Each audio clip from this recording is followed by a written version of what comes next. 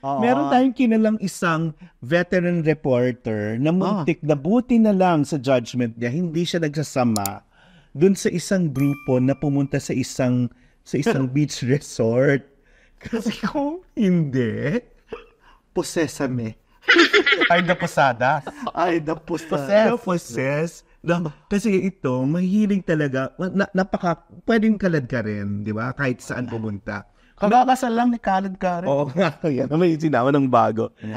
Buti na lang pinipili niya yung sasamahan niya. Kung hindi, napunta na siya sa isang island na pwede siyang na jail.